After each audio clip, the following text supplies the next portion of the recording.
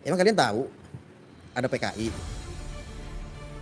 Emang kalian tahu kalau itu ibu kota pindah ke Kalimantan itu karena program PKI? Kan enggak. Makanya berita hoak itu disebarkan melalui pengajian-pengajian tersebut supaya terlihat mulia. Supaya kalian percaya, karena yang mengatakan seorang ustadz lah, di mimbar pengajian lah ngomongnya lah, wah ini harus dipercayai karena mulia sekali. Nggak mungkin itu ustadz bohong. Karena kalau bohong, wah dia akan dosa besar. Kita nggak boleh melihat itu, saudara-saudara. Jangan melihat dia bajunya pakai apa, luarnya seperti apa. Kita harus melihat akhlaknya seperti apa, ucapannya seperti apa. Saudara. Kalau ucapannya kotor ya jangan denger, jangan ditelaah, jangan diikuti, walaupun di mimbar pengajian. Kayaknya ini mau mulai deh, Saracen mau dibangkitkan secara ilegal ini. Bau-baunya begitu.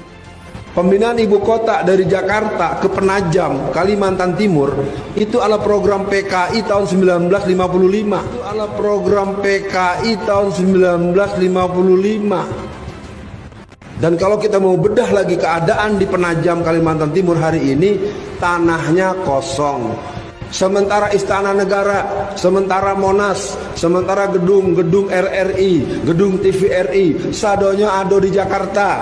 Pusat-pusat pemberitaan, pusat-pusat pers, pusat-pusat polisi, pusat-pusat tentara, pusat-pusat pendidikan, universitas, berbagai pusat-pusat kegiatan perkantoran.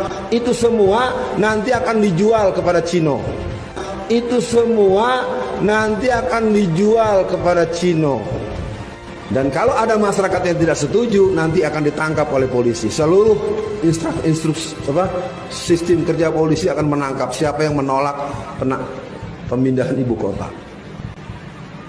Jadi komunisme ini sekarang sudah berjalan secara deril.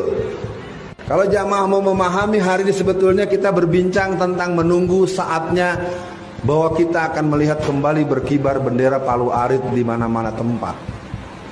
Karena anggota dan simpatisan, kader-kader dan titisan PKI sudah berjumlah 200 orang di DPR hari ini. Mereka mulai masuk sejak pemilu 1999. 2004 80 61-an orang, 83 orang, 118 orang, sekarang sudah 200-an. Apa tujuan mereka? Adalah mencabut TAP MPRS nomor 25 atau 66. Saya terangkan bagaimana Cina itu menguasai tanah Indonesia dari ujung Aceh sampai Irian. 70% lebih sertifikat tanah Indonesia sudah di tangan para pengusaha dan para orang-orang Cina. PKI terus dari zaman Belanda sampai sekarang yang dijual adalah PKI. Topengnya agama, yang dijual produknya adalah PKI. Kan dulu saya udah pernah sampaikan, jangankan kamu Alfian Tanjung yang ngakunya ustadz, jenderal yang bintangnya penuh, siapa itu? Saudaraku Jenderal Gatot Nurmantio saja, yang bintangnya penuh berderet-deret sampai dengan pensiun saja, satu pun tak ada PKI yang ditangkap. Kayak begitu kok kamu jual.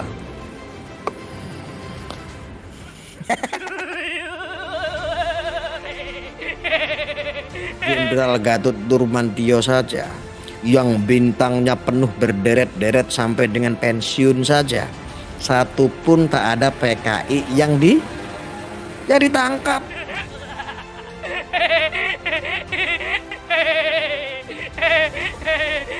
Juga jangan pernah takut sama mereka.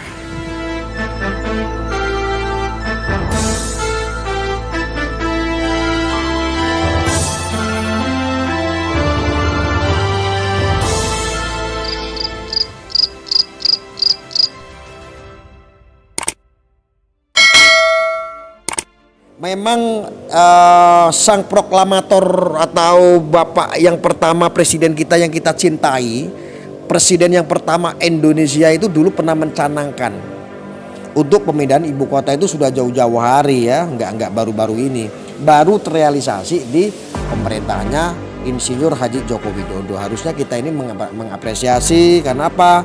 Jakarta ini sudah kayak lautan, kalau hujan ini sudah kayak lautan.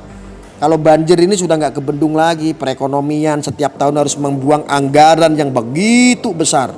Coba bayangin, anggaran yang begitu besar itu miliaran sampai dengan triliunan setiap tahun setiap banjir itu. Itu dana APBD ataupun bantuan dari APBN pasti itu untuk membantu menetralisasi ya bencana-bencana banjir yang ada di Jakarta. Maka ya seperti ini tujuan pemerintah untuk memindahkan ibu kota. Selain ini adalah amanah, juga ini meminimalkan resiko ya buang-buang anggaran setiap banjir, makanya dipindahkan di Kalimantan.